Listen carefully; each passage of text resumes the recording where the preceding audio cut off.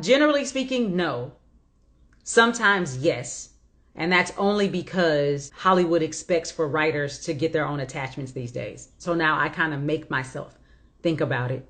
But really, I like up and coming talent, and I like good talent. I don't care what their name is, how many followers they have. I want people who are great actors.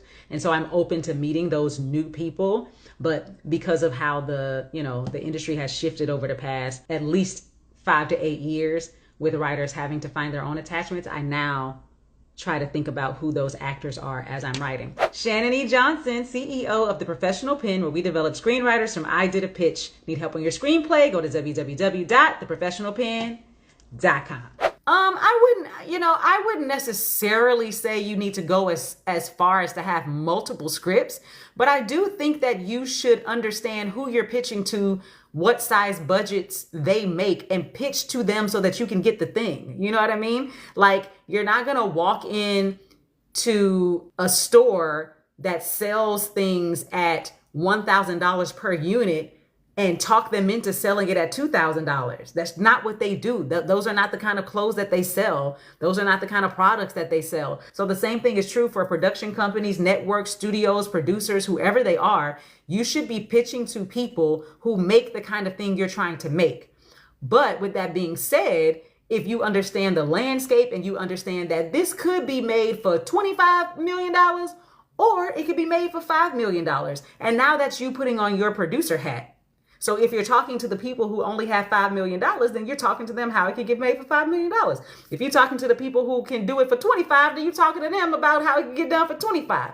And I'm giving that example because that's where I am with my script right now. With my finished script that I'm seeking attachments for. It's like, it can be made on a small budget because I also, even though I'm a Hollywood chick, I like how indie films feel. But I want them to feel indie on a Hollywood budget, right? So can I make it for $4, $5, $6 million? Sure.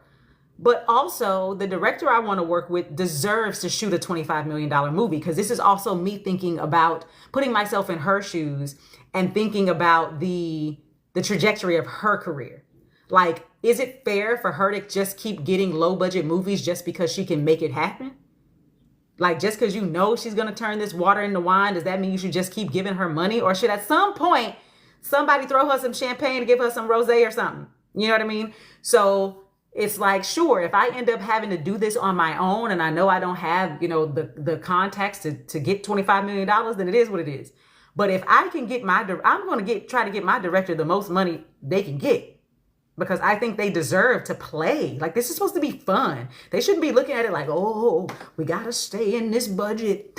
They should be able to have some fun as they're making it. So I don't necessarily, to answer the question, I don't think you have to have a bunch of different scripts for it, but I do think that you should be pitching to like-minded, people and companies that work within the budget that you're trying to work within, versus, trying to make your script squeeze into something where it just doesn't fit. You know what I mean? Like, some scripts is like, this is a fantasy script. There is no $5 million version of it, period. There just isn't. You just can't do the special effects. I mean, now that might be changing because of AI. I don't know. But, you just can't do some stuff with only $5 million. You know what I'm saying? So it just depends on the script. If you're doing this writing thing correctly, then you understand you don't have to be perfect. You understand that there are people out there, collaborators out there, who are going to help to up-level your work. So with that being said, if you write dialogue that's pushing the story forward, meaning it's necessary dialogue, it's the information that we need to get from A to B. If subtext is not your thing, if, flowery metaphors and blah, blah, blah, not your thing, okay, fine. If the rest of the script is interesting and structurally sound, they can hire somebody to come do a dialogue pass. It doesn't have to be you. I'm thinking about that all the time. Now, I want to be able to, do better with dialogue. But at the end of the day, anytime I even write for other people, when I write for other people, I tell them all the time, feel free to hire somebody to come through to do a dialogue pass, or feel free, because this is more your voice and your characters, to go through and tweak this dialogue how you feel like it needs to be tweaked. But just understand that changing what they say could also change how they react, which then has a domino effect throughout your script. So you don't want someone to just come in and punch up dialogue and not pay attention to how it's affecting the script. Because if you change somebody's line into a joke, then somebody has to react to that joke. And now that they've reacted to that joke, is the tension still there? Do we need to get the tension back? Because the point of the scene was for them to end up mad at each other. You know what I'm saying? But you've now inserted a joke. Okay. Now that has changed things. You know what I'm saying? Yes, you can leave room for improv, but that's not necessarily your job as a writer. Your job as a writer is to put on the page what needs to be said. The job of the director is to hire writers that to hire actors that they trust to understand the characters and the situations enough that if they improv, it doesn't take them too far away. Because I have worked on sets where people have improv and we've lost the plot. I have watched films where they've allowed a comedian to just go, and we lose the plot. We lose the point of the scene. So the point is not, I'm just gonna let them say what they wanna say, because you don't know what they're gonna say. You don't know where it's gonna take you. And now you've got this scene and you're like, we never even got to the point. Like on set, it was funny and like, ooh, they said that was a good line. But then you think about the context and you go, we didn't even get to the point of the scene. Right? And now you're stuck with it because you're in post. And if you have a budget, then you can bring those people back and reshoot it. And if you don't, then now you've lost it. Now you got to figure out how to get that context back in. So this is one of the reasons why a lot of writers, don't enjoy improv. In theater, improv is frowned upon, unless, of course, it's an improv show.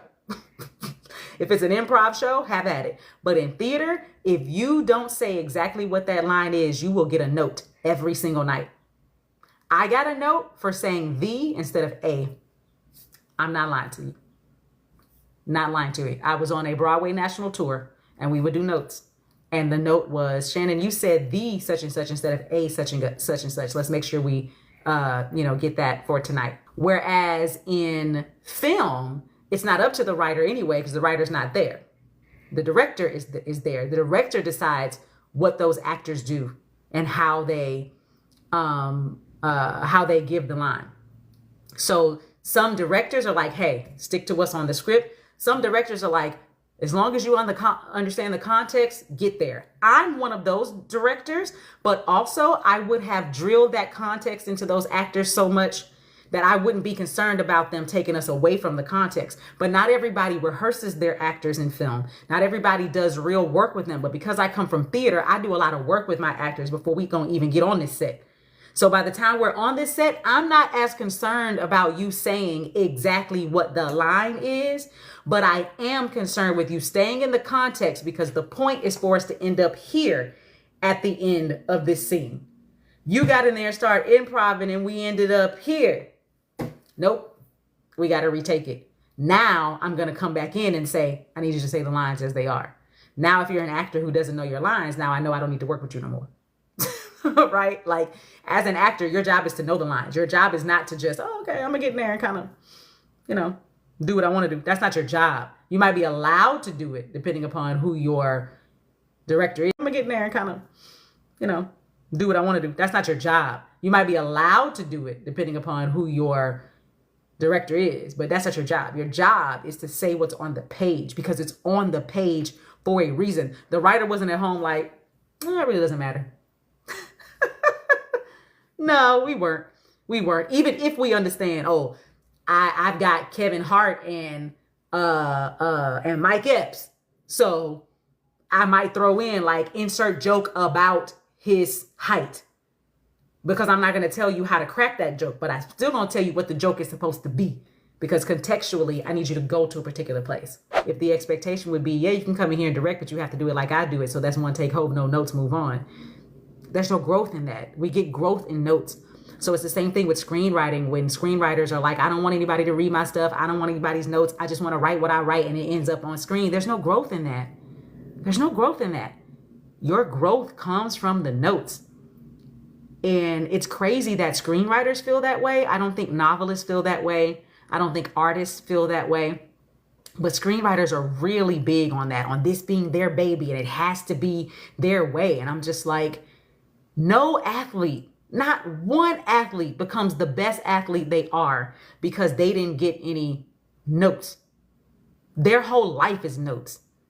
Every single coach they have ever had has been change that, do that, don't do that, do this, and now do that over and over and over again. Okay, now change that. Okay, now do this. That's an athlete's entire life. Michael Jordan does not become Michael Jordan without notes. Deion Sanders is not Deion Sanders without notes. He's playing baseball, arms up, back, get down, do this, do that, blah, blah, blah. Those are notes. So I don't really understand why screenwriters are so precious. Why screenwriters don't believe in collaboration, why they won't work with people to develop their stories as if they are supposed to be the smartest person on earth and nobody knows the story, nobody can help them, it's just them. But it's like every other piece of entertainment. Think about the music industry. When they are in that studio, they are recording line by line and they are getting a note on every line. Every line.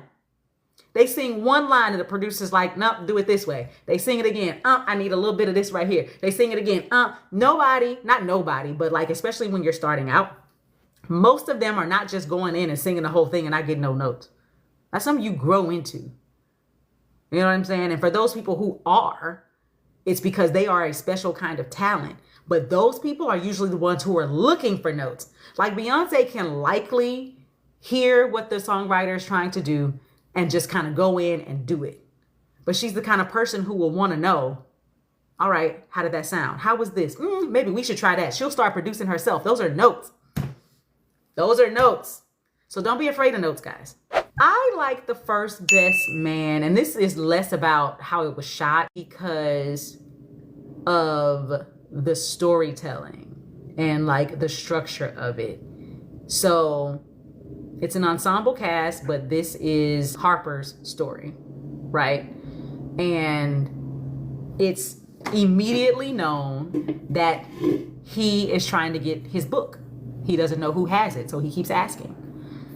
And we find out eventually that it's because he doesn't want it to get to Lance because he doesn't want his secret to be found before the wedding. So like his overall goal is to get his best friend married, which he says, I'm gonna get you over this broom if it kills me, right? He says that like in the first X amount of minutes, 15 minutes of the film. But I think that it's done in a way that doesn't feel forced.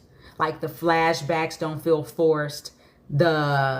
We're getting bits and pieces of what happened in the book along the way. I think he does a great job with information hoarding versus information distribution.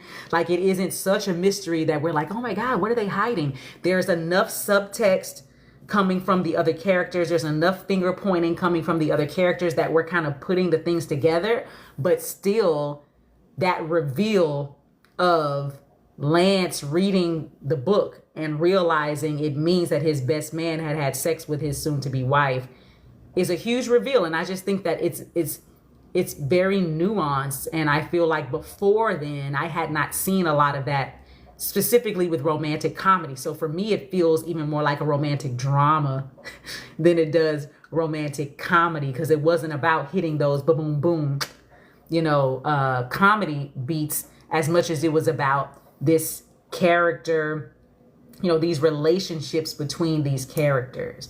And sometimes it can feel really prescribed when it's like, let's do a flashback to when we were in college. Let's talk about our college days, but it's like I only needed to know about the college days because the college days line up with what happens in the book. Not just because I just want to show you what these people were doing in college.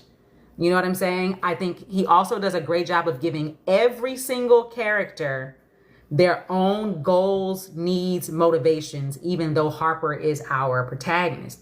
Everybody has something they're trying to accomplish. Mia is probably the one who has the least that she's trying to do. All she's doing is getting married.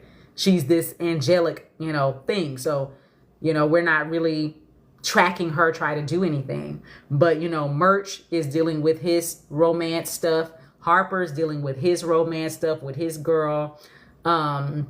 Jordan is trying to figure out if she's going to try her luck at getting with Harper, and then he gets a little confused about it because of what's going on in his current relationship. So he thinks he's going to Harper, and then he gets a little confused about it because of what's going on in his current relationship. So he thinks he's going to dip his toe in it. You know, there's just a lot to follow without it feeling like it's piling up and complicated for no reason. So I just think it's just told really well. And I think that kind of nuance was missing in the series. I also felt like the holiday one, though impactful, spoiler alert, if you haven't seen it, though impactful because of Mia's death, did not feel as nuanced and deep. It felt like the people want a sequel, let's give them a sequel. It didn't feel like there's a new story to tell here. You know, it didn't feel like there's a new, and then they were trying to make the book thing a thing again. And it was like, it doesn't work this time around. Like there needs to be something different, right? But it just kind of felt like we're going to take a little bit of what made people like this, but really people are just here for the characters. So let's just give them the characters. Let's just do it. It depends on what you are writing, what the format is. If you're writing a feature, it's in 3 acts. If you're writing a single camera, half-hour show, it's in 3 acts. If you're writing a multi-camera show, it's in 2 acts. If you are writing a 1-hour show, it's done in 5 acts. Sometimes 4, sometimes 6, but usually 5. So choose a format. The format comes with a structure. Agencies don't want to read your script because you're new. You can't make any money for them. Agencies need screenwriters who have a career.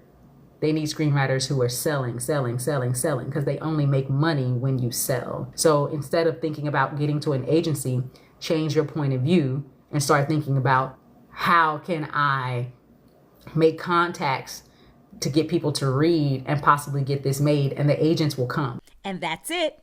Want more content? Like, subscribe, and for notifications. Get notes on your script that get you unstuck at www.theprofessionalpen.com. I'm out.